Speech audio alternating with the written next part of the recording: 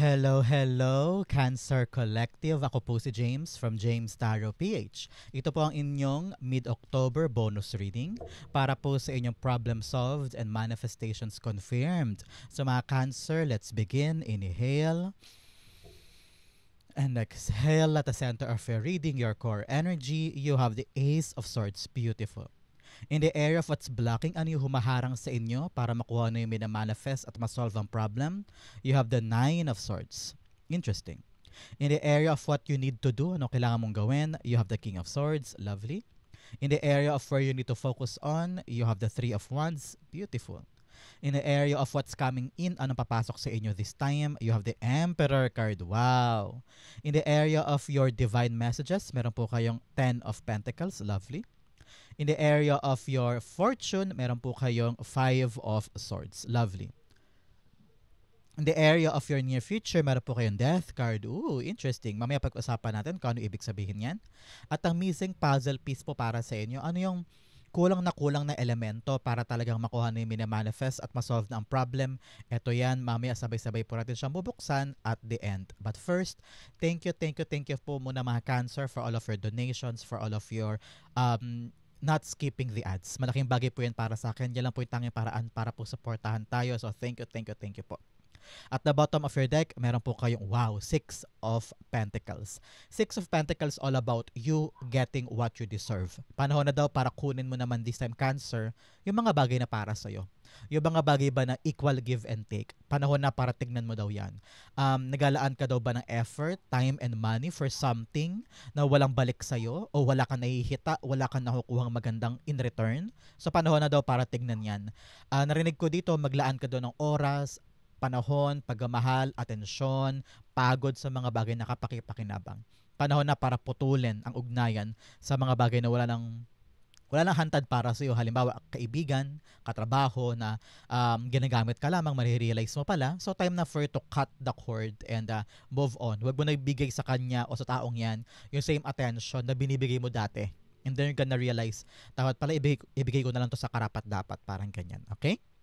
At the center, you have the Ace of Swords. Ace of Swords all about clarity of the mind, no? Ngayon, kailangan talaga malinawan ka para alam mo yung importante at alin ang hindi. Sinasabihan ka ng spirit guides mo na learn to communicate properly para alam mo yung i-expect mo sa isang bagay o sa isang tao. Nakita ko rin dito, this is a card of victory. Okay? This is a card of breakthrough. Kaya sabi dito, paalala sa iyo ng spirit guides mo, Cancer, kayang-kaya mong abutin, kayang-kaya mong lagpasan yung mga problema mo ngayon. Kaya importante talaga, malinaw sa isip mo muna ang lahat-lahat para pagtulay mo, alam mo gagawin mo. At hindi ka madedelay, hindi ka matataranta, hindi ka mag-aaligaga, kasi malinaw na sa isip eh. So, mas importante daw linisin talaga this time yung mga bagay na panggulo lamang sa'yo, na lumalamon sa marami mong oras, sumasayang sa pera mo, and also, sumasayang sa effort mo. Parang ganyan. So, once everything is cleared, alam na mo na itutumbukin mo this time. Okay? The Ace of Swords, clarify natin.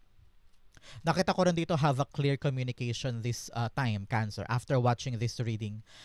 Parang meron ka daw pag-uusap with someone eh. Either kausapin mo siya, stop na yung stop na yung ating ginagawa ko for you kasi parang feeling ko wala ka namang ginagawang tama, parang ganyan. So, parang paputulin mo na sa kanya yung ugnayan. So, kailangan maayos na pag-uusap. For example din sa empleyado, sa katrabaho mo na lahat na ng trabaho binibigay sa'yo. Sa'yo mo, kausapin mo na siya kasi unfair na yung treatment, parang ganyan. So, clear talk, an open communication will be helpful para sa'yo. The Ace of Swords, the Four of Cups. Okay, yes. Four of Cups is you finding what you want in life. At doon ka daw dapat maglaan ng effort. Malungkot ka ngayon, ramdam ko, Cancer, very, very disappointed ka about something kasi parang hindi pa maganap-ganap. Meron kang minamanifest, pero ka nilalaban na para bagang ang hirap-hirap sungkitin, ang hirap-hirap kunin, lahat na sabi mo, lahat ng ginawa mo na. Lahat ng pwede mong aksyonan, inaksyonan mo na, pero bakit wala pa rin? Pero makakaasa ka, kung ano yung hinihintay mo ngayon, unti-unti na lilinaw, at unti-unti mo na makikita yung daan patungo doon. Kaya wag kang mawawala ng pag-asa, okay? Darating na yung aha moment mo na parang, yes, malino na sa akin, ito na yung paraan ko to get this, okay? So ngayon, bawas-bawasan na yung mga bagay na lumalamon sa atensyon, oras at pagmamahal mo para makapag-focus ka doon sa tinutumbok mo, okay? In the area of what's blocking you, ano yung humaharang kay Cancer this time around para makuha yung mina-manifest at para ma-solve na yung problema mo, you have the Nine of Swords. Masyado ka daw nag-overthink at pinaproblema mo pati yung problema ng iba. Kitang-kita ko yan dito. You are this person trying to fix other people's problem to the point na hindi mo na maayos yung sa'yo. At pati yung hindi mo naman problema, pinaproblema mo. Kitang-kita ko yan dito. Sometimes you need to really cut. Putulin mo. Huwag mong bigyang buhay yung mga bagay na hindi na para sa'yo o hindi mo na alalahanin. Halimbawa, problema ni pinsan, pati ikaw, pero problema mo pa. Pero may realize mo, pag ikaw naman may problema siya, wala siya. Hindi siya mahagilap, di ba? So, always take time for yourself first bago mo ilaan sa iba. Kasi kung ikaw mismo upos na upos, paano ka mag-share ng mga magagandang bagay kung ikaw mismo ay kapos, di ba? So ngayon, sabi rito, work on your own problems more than other people's problem. But for some Cancer dyan, nakita ko ang balakid sa'yo, inuunahan mo doon ng nega yung mga sitwasyon. Imbis na harapin siya head-on, imbis na mag-isip ka ng positive na paraan, iniisip mo daw lagi, ay baka talo ako, ay baka nega, ay baka mauwi sa wala, ay baka mawala sa akin yan, ay baka hindi ako para dyan. So lagi daw inuunahan mo ng negatibo.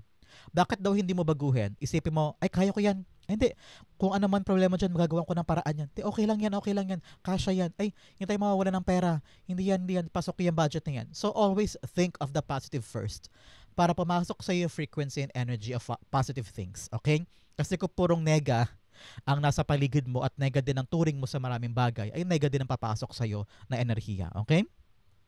Clarify natin si Nine of Swords. Nine of Swords being clarified by the Knight of Wands. Yes, Knight of Wands here, parang sinasabihan ka ng spirit guides mo, learn to be happy, ha?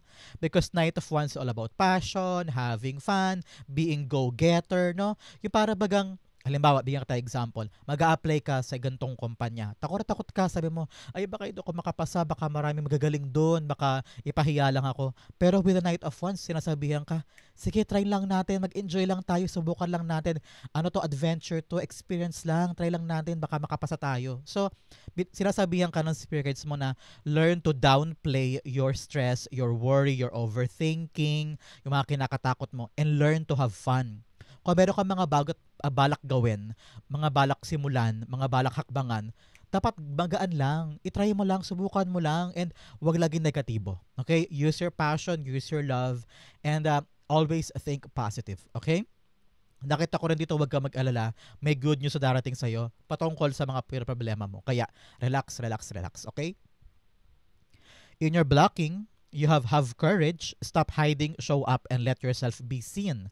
Fear, vulnerability, and growth. Yes, magkaroon ka ng tapang, mag-appear ka, lumabas ka doon, pumunta ka, show up, no? At may kita mo yung takot mo nasa isip lang pala. Another message, addiction, compulsive need despite negative consequences, get support and therapy, healing, liberation, and support. Meron daw sa inyo, meron mga kinakaadikang mga bagay-bagay. Halimbawa, online sugal, inom-inom, maaari ding bumibili ka lagi sa online selling, online purchases. So, may mga kinakaadikan ka na dapat mong bawasan daw. Sabi ko nga sa inyo dito, with a Six of Pentacles rather, kailangan mong bawasan o putulin sa buhay mo yung mga bagay na nakakakuha ka pero hindi pala worth para sa'yo o parang wala ka nakukuha maganda pabalik. So, learn to cut off yung mga binibigyan, inaabutan, pinagalaanan mo ng mga bagay na hindi nakabuti para sa'yo. Okay? In the area of what you need to do, you have the King of Swords. King of Swords is a card of really having this firm na pag-iisip. At tingnan mo, nasa baba mo si Ace of Swords here. Ang talino ay kailangan ng practical na action, strategic action, smartness, tibay ng loob, and also malino na pag-iisip na tumbukin, puntahan, gawin yung isang bagay. Here, with the Six of Pentacles, sabi ko nga sa inyo kanina, putulin mo na yung mga bagay na may isip mo this time na hindi pala para sa'yo o lumalamon lamang na malaking oras mo at malaking pera mo at malaking pagmamahal mo pero in return, wala kang magandang napapala.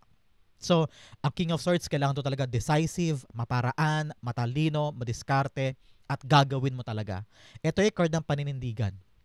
Panindigan mo ang iyong desisyon. Panindigan mo ang mga na-realize mo and take action on it. Kailangan talaga dyan disiplina. Especially here, pagbaba mo, King of Swords, Emperor card, kailangan ng tapang, disiplina, everyday, kailangan nandun ka, you're completely showing up. Pag may kailangan ng putulin mo talaga completely para maayos na yung buhay mo. Some of you nakita ko rito, dapat daw matalino ka na, maliwalag sa isip mo, yung mga bagay na na-realize mo, and wag ka na daw magpatumpik-tumpik pa, parang ganyan. Pag nakita mo ng tong kaibigan to, ginagamit ka lang, cut cord na. Iwasan mo na siya. Wag mo nang patagalin pa. Take action so that things will go smoothly moving forward. Okay? King of Swords. King of Swords is being clarified by the Eight of Swords, yes. Nakita ko rito, sabi ng spirit guides mo, marami kang iniisip na hindi ko kaya, di ko magagawa, walang solusyon, walang paraan, pero nasa isip mo lang daw yan. Yung mga limitasyon na yan, may power ka, matalino ka, magaling ka, may pinag-aralan ka, or marami ka nang naranasan eh. Parang something like that eh. And your spirit guides are telling you, tiwala naman sa sarili. Huwag laging iisipin na, ay wala ako, ay talo ako, ay sorry, hindi ko magagawa yan, pasensya na, uwi na lang ako. Kailangan believe sa sarili. Kung wala kang believe sa sarili mo, walang ibang tao ang magbibigay niyan sa'yo, kundi ikaw lamang.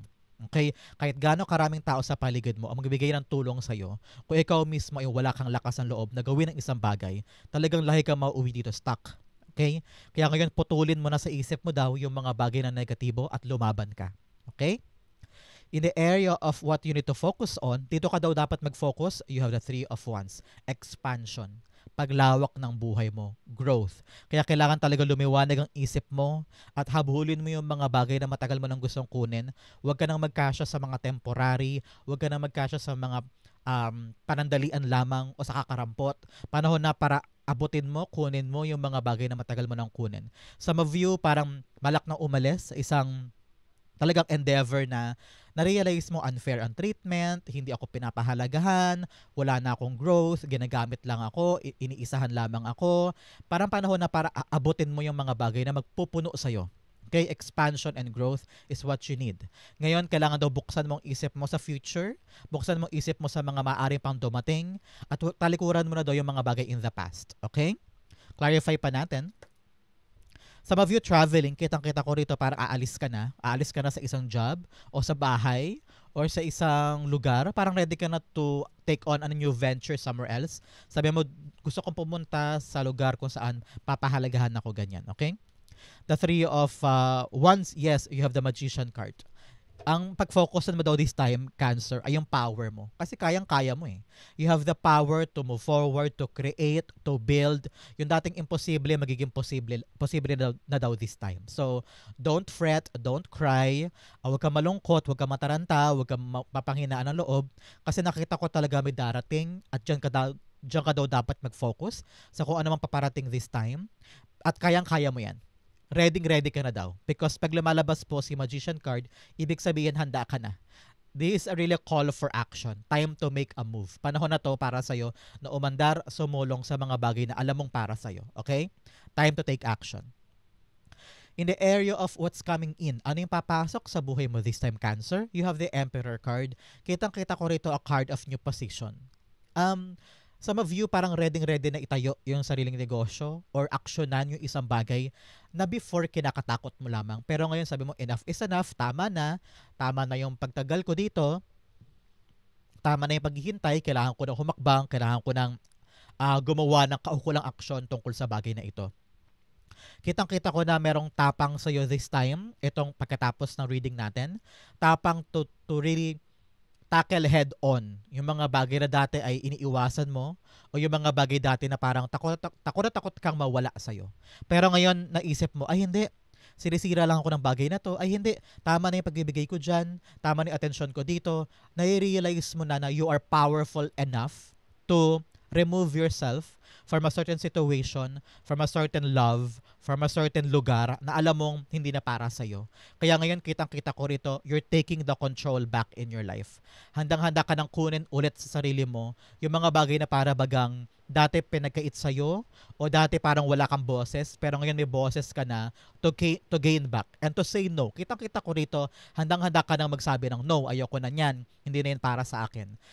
Matapang ka na ngayon, malakas ka na ngayon at handa ka nang kunin yung mga bagay na para sa'yo. So para ma-activate ito, Cancer, i-click mo yung like button sa baba to activate the good fortune coming in. Okay? The Emperor card is being clarified by You have the Seven of Cups. Yes. Ngayon, nakita ko rito, meron mga pintuan na magbubukas para sa'yo. New options, new doors, new opportunity, at itatry mo na sila. Parang sabi mo, ay, sige, subukan natin yung ibang bagay. Ay, ngayon, kailangan parang isipin ko na kung ano yung para sa akin, kung ano yung mas makakabuti para sa pamilya ko, na magandang option. Ngayon, tinitingnan mo na. Dati iniiwasan mo yung parang sabi mo, ay, ayoko i-try, ay, ayoko muna mag-isip, ay, ayoko muna pumunta doon. Pero ngayon, handang-handa ka nang sumubok ng mga bagong bagay at makakabuti yan para sa'yo so that totally makuha mo na yung para sa'yo sa buhay mo this time. Kasi nga, sabi ko nga sa inyo dati, takot na takot kang sumubok, takot na takot kang mag-try man lamang. Pero ngayon, open na yung pintuan para sa iyo eh. Ikaw na lang doon mamimili kung alin dyan ang gusto mo eh. Parang ganyan. So ngayon, be brave. The doors are opening and open your eyes ha. I-try mo lang, subukan mo lang. Maaring ito na yung sasagot sa mga bagay na hinihiling mo na parang gusto ko makuha to, gusto ko maabot to. Ibibigay na siya ngayon. Napakalakas ang energy mo ngayon, Cancer ha, to receive something. So, congrats po. In the area of what's coming in, you have expect wonders to emerge. Yes, may mga milagro daw na darating sa buhay mo this time. Akala mo talo ka na, akala mo porke binitawan mo ng isang bagay wala na mangyayari. Boom! Biglang may changes na mangyayari sa buhay mo na ikakagulat mo na maaaring ito na yung tamang daan, tamang ruta patungo sa tagumpay. Okay? Another message, you have faraway places, get ready for new horizon. Yes, sabi ko nga sa inyo, merong mga pinto ang magbubukas, meron kang pupuntahan or open ka na for new adventure, for new things. So congrats po, kitang-kita ko yung power mo to make this happen and to make this possible. So talaga may mga bagong darating, may mga bagong pupuntahan, may mga bagong raranasin na makakabuti para sa'yo dahil deserve mo yan with the Six of Pentacles. In the area of what you need to what's your divine messages, meron po kayong Ten of Pentacles. Ten of Pentacles, sabi rito, panahon na para paglaanan ng oras ang mga bagay na pangmatagalan. Ang pamilya. Meron bang issue sa pamilya? Panahon na para pag-usapan? Meron ba mga ari-arian, negosyo, properties, o bahay na mga issues na dapat na daw ayusin ngayon? Alamin mo kung anong karapatan mo, alamin mo kung anong karapat-dapat na para sa'yo. Respeto man yan, pera man yan, posisyon man yan, o kahit man lang pag-ibig, no? O kahit man lang appreciation sa mga bagay na binibigay mo. Panahon na para kilalanin ka diyan sa family setting na yan. But for others, kitang-kita ko rito, for other Cancer, panahon na daw Cancer, for you to really focus on something that is long-term. Parang wala ka na daw panahon this time to really give time sa mga bagay na temporary lamang o panggulo lamang na lumalamon sa maraming oras mo. Kailangan daw iniisip mo na yung trabahong pangmatagalan, negosyong pangmatagalan, or mga project and endeavor sa buhay mo na tatagal sa buhay. Some of you, parang pinapayuhan, asikasuhin na yung retirement plan o asikasuhin na yung maintenance, asikasuhin na yung bahay, kailangan mabayaran na matapos na yung mga utang, no? Panahon na para maging mapayapa ka tungkol sa mga aspeto ng buhay mo for long term. Okay? The Ten of Pentacles, nakita ko dito mga papeles, kotse na hinuhulugan, or mga utang na ang tagal nakabinbin, panahon na daw para tignan mabuti, para all in all matapos na, so that makalarga ka na moving forward, na clean slate yung money mo. Okay? Ten of Pentacles, the Two of Wands. Yes, wow.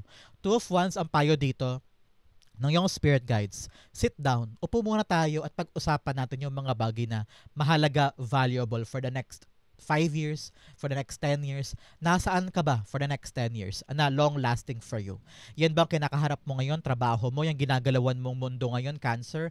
Yan ba ay mahal mo na ba yan for a very long time? O panahon na para tumingin sa labas ng iyong bintana at tingnan, ano pa kaya yung para sa akin?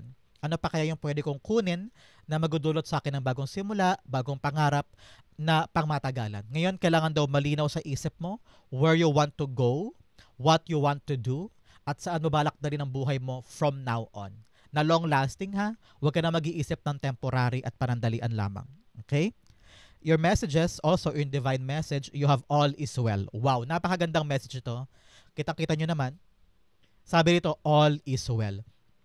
Lahat ng maayos, lahat ay magiging maayos. Another message, you have the power to make yourself better. Yes, sabi ko nga sa inyo, Kung nalulugmok ka at nalulungkot ka sa mga bagay na parang akala mo wala lang patutunguhan, kayang-kaya mo daw baguhin ang buhay mo. Kaya mo mag-expand, mag-grow, you have the power to move, you have the options, and you have the courage, di ba? So, from kaguluhan, kalugmukan, kayang-kaya mo iangat ang buhay mo. Okay? In your fortune, you have the Five of Swords. Okay. Ayon sa iyong spirit guides, ang fortune mo this time ay mananalo ka sa isang bagay na akala mo sobrang hirap na hirap ka, no?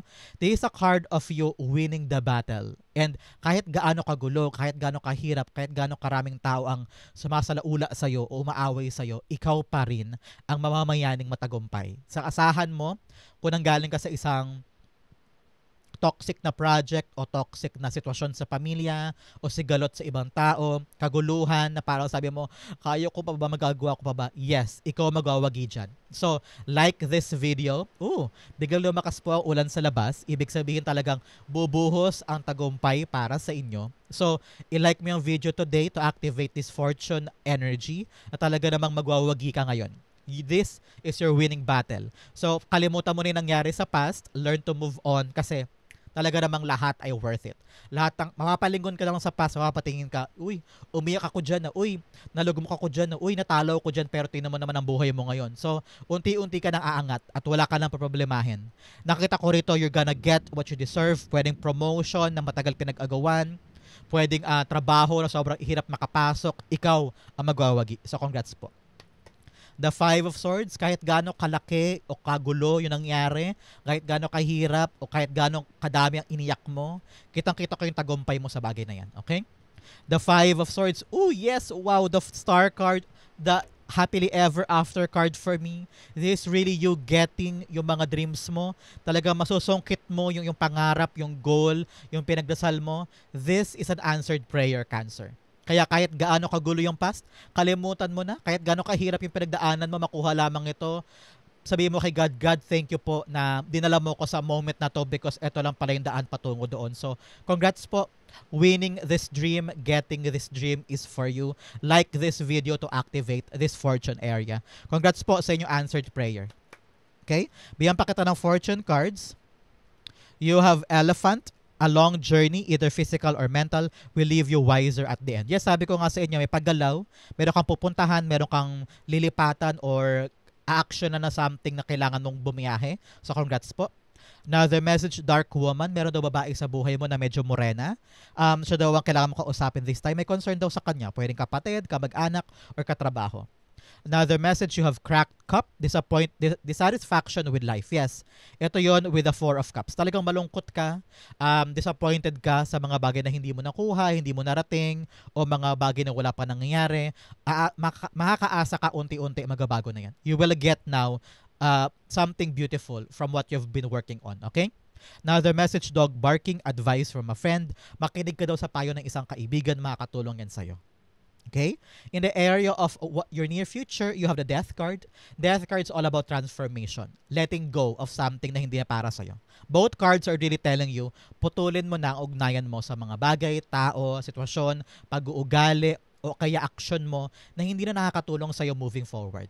Panahon na para mag-transform, panahon na para magbago ng isip, ng damdamin, ng atake, para matumbok mo na yung mga bagay na talagang makakatulong para sa'yo. Okay? The Death card, clarify natin. Death cards being clarified by, you have, wow, the Three of Swords. Yes, panahon na daw para mag-move on ka, Cancer. Napakaganda ng message sa'yo ng your near future. Kung ano man daw po yung kinakaharap mo ngayon na malungkot, may hirap, talaga masakit sa puso, makakaasa ka na makakapag-move on ka na dyan. Kaya ang payo sa'yo, putulin na, ugnayan na hindi na nakakatulong, and learn to give your love, your affection, your time, your energy sa mga bagay na kapakipakinabang at doon nagka-transform ang buhay mo. Kailangan mo na daw bumitaw sa mapanakit, kailangan mo nang sukuan yung talagang hindi na para sa'yo, para dumating yung mga bagong bagay, okay? Na deserve mo makuha this time. In the area of what's missing, ano yung kulang kay Cancer this time? Para makuha na yung manifestation, para ma-solve na yung problema, you have, wow, the Two of Pentacles. Sabi dito, ng yung spirit guides mo, Huwag ka na daw tumanggap ng mga bagay na hindi mo na kayang bitbitin. Halimbawa, mga responsibilidad, punong-puno ka na lahat binibigay mo, lahat nilalaan mo, lahat inaabot mo. Pag hindi mo na kaya, learn to say no. Learn na, oy, okay, hindi ko na para sa akin yan, hindi ko na maasikaso yan. Yung problema mo, pasensya na, hindi ko na maasikaso kasi marami na akong hawak. Huwag ka mahihiya to say no to everybody. Especially kung busy ka na. Nakita ko rito, learn to have balance. Work on the day and then pag uwi, kailangan asikasuhin mo sarili mo, pamilya mo, yung future mo, recreational, magpahinga, no? Kailangan balance ang lahat. Nakita ko rin dito na learn to juggle daw this time, Cancer, when it comes to your money, ha? Nakita ko rito, hindi lahat kailangan bilhin, hindi lahat kailangan pagagastosan. Isipin mo lang daw kung ano yung mahalaga, timbangin mo bago ka umaksyon, okay? The Two of Pentacles, clarify pa natin. Lakas-lakas ang ulan, Cancer. Sana po i-safe kayo sa inyong mga tahanan. Malakas ang ulan dito sa amin. Two of Pentacles is being clarified with the King of Cups. Yes, mas pagtuunan mo doon ang pansin this time around, Cancer, ang inyong peace of mind more than juggling everything all at once. Para hindi mo daw kailangan patunayan sa kanila yung kakayanan mo sa sobrang pag-e-effort. Okay? The right things will come for you. Yung kung ano yung karapat-dapat sa'yo yan. Pero hindi mo daw kailangan mag-overcommit. Hindi mo daw kailangan over-obligation o kunin lahat ng obligasyon sa'yo. Kailangan kalmado ka lang. Learn to calm yourself. Hindi kailangan daw emosyon ang magdikta sa iyong mga bawat desisyon. At kailangan daw isipin mo yung mga bagay na makabuti sa'yo. Kapatol-patol ba to? Kailangan ko ba i-big deal to? Pag hindi, step aside and move forward with your life. Mas tahimik ang buhay, much better, okay?